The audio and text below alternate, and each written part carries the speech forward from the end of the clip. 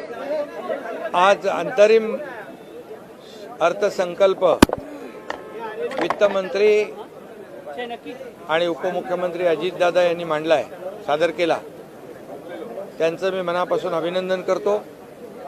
आणि हा जो 4 महिन्याचा अर्थसंकल्प असला तरी सुद्धा सर्वांना न्याय देणारा, सर्व घटकांना न्याय देणारा, सर्व समावेशक असा अर्थसंकल्प आहे। मी हेही मुद्दाम सांगेन की आदरणीय देशाचे प्रधानमंत्री मोदी साहेबांच्या विकसित भारत या संकल्पनेला एक पूरक असा हा अर्थसंकल्प आहे। आणि यामध्ये मोठ्या प्रमाणावर दुर्बल घटक आहेत, महिला आहेत, शेतकरी आहेत, कामगार आहेत, तरुण आहेत, ज्येष्ठ आहेत, सगळ्यांनाच यामध्ये समावेश केलेला यांचा मोठ्या प्रमाणावर पायाभूत सुविधांसाठी या अर्थसंकल्पामध्ये निधी ठेवलेला आहे। पायाभूत सुविधा म्हणजे कनेक्टिव्हिटी जी आहे, रोड कनेक्टिव्हिटी, रोड मोठ्या प्रमाणावर आपण याच्यामध्ये रस्ते ह्यामध्ये असतील, PWDचे असतील आणि ग्रामीण रस्ते असतील, शहरी रस्ते असतील, या सर्वांना प्राधान्य दिलेलं आहे। रेल्वेला आपण रेल्वे मार्गांना प्राधान्य दिलेलं आहे। त्याचबरोबर एअरपोर्ट जे आहेत आपले, एअर कनेक्टिव्हिटी वाढली पाहिजे त्यासाठी आपण प्राधान्य देतोय। आपले पोर्ट आहेत ते डेव्हलपमेंट करण्यासाठी आपण प्राधान्य देतोय।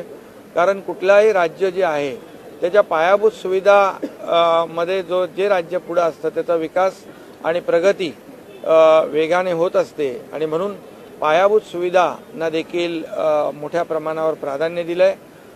त्याचबरोबर आपल्या महिलांसाठी ज्या योजना आहेत, महिला सक्षमीकरण असेल, अंगणवाडी सेविका असतील, आशा वर्कर असतील, आणि या महिला सक्षमीकरण, लेक लाडकी लखपती योजना त्यासाठी आपण तरतूद केलेली आहे। महिला बचत गट त्यांना सक्षम करणं, स्वतःच्या पायावर उभं करणं, याला आपण प्राधान्य दिलेलं आहे। आणि एकंदरीत यामध्ये सिंचन आहे, शेतकऱ्यांसाठी जलसंपदा विभागासाठी मोठ्या प्रमाणावर आर्थिक तरतूद केलेली आहे। दुष्काळग्रस्त जे भाग आहेत त्यांच्यासाठी देखील मोठ्या प्रमाणावर आपण यामध्ये तरतूद केली आहे, समोरचं संभावित सगळ्या गरजा लक्षात घेऊन। आणि शेतकऱ्यांना देखील आपण वेळोवेळी जे काही नैसर्गिक संकटाला सामना करावा लागतोय यासाठी देखील शेतकऱ्यांसाठी आज आपण या अर्थसंकल्पात देखील तरतूद केलेली आहे। जसं नमो सन्मान शेतकरी योजना जी आहे तशीच आपल्या सरकारने देखील 6,000 केंद्राचे आहेत, तसे 6,000 रुपये आपण आपले देखील त्याच्यामध्ये टाकलेत। मला वाटतं उद्या आपलं ते 2 हप्ते देखील आपण शेतकऱ्यांच्या खात्यावर थेट जमा करणार आहोत। यामध्ये पीक विम्याचा देखील आपण हे केलं। मुख्यमंत्री सौर ऊर्जा जी आहे त्याला आपण प्राधान्य दिलेलं आहे। आणि एकंदरीत जी काही तीर्थस्थळं आहेत, गडकोट किल्ले आहेत, आपली संस्कृती आहे, आपली परंपरा आहे, यांना देखील आपण या अर्थसंकल्पामध्ये प्राधान्य दिलेलं आहे। मोठ्या प्रमाणावर पर्यटन स्थळांना चालना देण्यासाठी त्याच्यासाठी तरतूद आपण केलेली आहे। मी सर्व डिटेलमध्ये जात नाही, परंतु एकंदरीत जे सर्वसमावेशक, सर्व घटकांना न्याय देणारा हा अर्थसंकल्प या ठिकाणी या 4 महिन्याचा आहे। आणि या नागरिकांना, या महाराष्ट्रातल्या जनतेला याचा नक्की फायदा होईल। त्याचबरोबर आपण अयोध्या आणि श्रीनगर या ठिकाणी महाराष्ट्र भवन देखील बांधतोय। आपले हजारो लाखो लोक जातात। आज अयोध्यामध्ये राम मंदिर झालंय आणि त्या दृष्टीने आणि त्यामध्ये खूप मोठ्या प्रमाणावर आपल्या राम भक्तांना देखील फायदा होईल। करोडो राम भक्तांचं स्वप्न आदरणीय मोदी साहेबांनी पूर्ण केलेलं आहे। आणि म्हणून या सगळ्याच बाबी लक्षात घेऊन आपल्या स्पोर्ट्स जो आहे खेळ, त्यांना देखील आपण जे खेळाडू आहेत आपल्यामध्ये, खेळाडूंमध्ये खूप चांगलं टॅलेंट आहे, पोटेन्शियल आहे, परंतु त्याला मदत पाहिजे, प्लॅटफॉर्म पाहिजे। आपण ऑलिम्पिक भवनचं भूमिपूजन पुण्यात केलेलं आहे। आणि म्हणून या सर्व बाबींना स्पर्श करणारं हा अर्थसंकल्प आहे।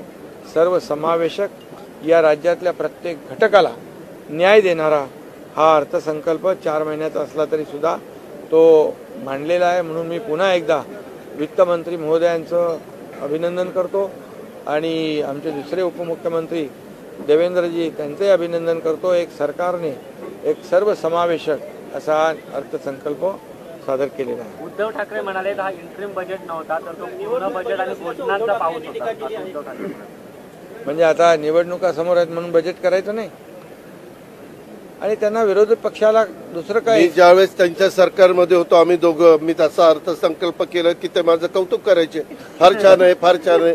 आता मी इकडे म्हणून ते म्हणतात तसं, त्याला काय अर्थ नाही। महत्वाचं म्हणजे उद्धवजींनी स्पष्टपणे केंद्रीय अर्थमंत्र्यांच्या समोर एका कार्यक्रमात सांगितलं, प्रांजळपणे सांगितलं, मला बजेट वगैरे मधलं काहीच कळत नाही, त्याच्यामुळे मी काही त्याच्यावर बोलू शकत नाही, त्यामुळे ते लक्षातच येतं। जयंत पाटील यांनी असं म्हटलेलं आहे की या बजेटमध्ये पुरवण्या मागण्या हे अधिक होत्या आणि बजेट हे कमी होतं, पुरवण्या मागण्यांचं अधिक पेटी येतो। मी तुम्हाला माझं अर्थसंकल्पाचा शेवट करत असताना काय सांगितलं, विरोधकांच्याकडनं दुसरी अपेक्षा काय करणार, ते तसंच बोलणार। ज्या पद्धतीने गेल्या 1.5-2 वर्षामध्ये या राज्यामध्ये जी कामं सुरू आहे, जी कामं जे प्रकल्प बंद पाडले होते, बंद होते, हे सगळे कामांना आम्ही एवढ्या मोठ्या प्रमाणावर चालना दिली आहे। जसं अटल सेतू, आज समृद्धी हायवे, मेट्रोची कामं जोरात सुरू आहेत, कोस्टल हायवेचं काम सुरू आहे। सगळ्या राज्यभरामध्ये एवढ्या मोठ्या प्रमाणावर पायाभूत सुविधा कामं सुरू आहेत की राज्य आपलं पायाभूत सुविधांमध्ये नंबर 1 आहे देशामध्ये। त्यामुळे त्यांना आता काय ते दुसरं बोलणार काय, त्यामुळे त्यांना विरोधी पक्षाला विरोधात बोलायची जी काही त्यांची पद्धत आहे ती ते अवलंबत आहेत, परंतु आम्ही त्या विरोधाला किंवा आरोपाने उत्तर देणार नाही। आम्ही कामातून उत्तर देऊ, म्हणून हे कामं दिसत आहेत आणि त्यामुळे त्यांच्या पायाखालची वाळू सरकलेली आहे। मुख्यमंत्री जी आज का बजट किस तरीके से था और अयोध्या और श्रीनगर में भी महाराष्ट्र 2 एकर श्रीनगर मध्ये हेक्टर ना नहीं देखो क्या है, अयोध्या में करोड़ों राम भक्तों का सपना मोदी जी ने पूरा किया। बाला साहब ठाकरे जी का भी सपना था, वो मोदी जी ने पूरा किया। कई लोग बोलते थे मंदिर वही बनाएंगे, तारीख नहीं बताएंगे, ऐसे मजाक करते थे, लेकिन मंदिर भी बना दिया, उसका उद्घाटन भी हो गया। अभी वहाँ जाने वाले जो महाराष्ट्र के लोग हैं उनको वहाँ व्यवस्था चाहिए, इसलिए हमने मांग की योगी जी से और जमीन मिल गई, महाराष्ट्र भवन भी हो जाएगा और राम भक्तों के लिए बहुत ही उनको दिलासा मिलेगा। बजट कैसा है आज का? बजट को लेकर विपक्ष कह रहा है कि सिर्फ कॉपी पेस्ट बजट है 50 साल का। नाना पटोले उद्धव ठाकरे उन्होंने भी बजट देखो, मैंने पहले कहा कि ये बजट जो है ये सर्वसमावेशक है, सर्वस्पर्शी है। इसमें दुर्बल घटक भी है, हमारा किसान भी है, कामगार भी है, माता बहनें भी है, युवा भी है और सीनियर सिटीजन भी है। सभी लोगों को उसमें शामिल किया है और इसके बावजूद यहाँ पर जो इंफ्रा प्रोजेक्ट है उसको भी बढ़ावा दिया है। रोड कनेक्टिविटी, एयर कनेक्टिविटी, यहाँ पर रेल कनेक्टिविटी, रेलवे के लिए भी काफ़ी बजट में प्रावधान किया है। और हमारी जो संस्कृति है, हमारे मंदिर है, हमारे जो छत्रपति शिवाजी महाराज के गढ़कोट किले हैं, उसका भी संवर्धन, जतन, हमारी परंपरा बनाए रखने के लिए हमारी सरकार ने, अजीत दादा ने एक अच्छा बजट पेश किया है। उसका स्वागत करना चाहिए, लेकिन कैसे करेंगे स्वागत, उनको आदत ही नहीं तो स्वागत करेंगे कैसे।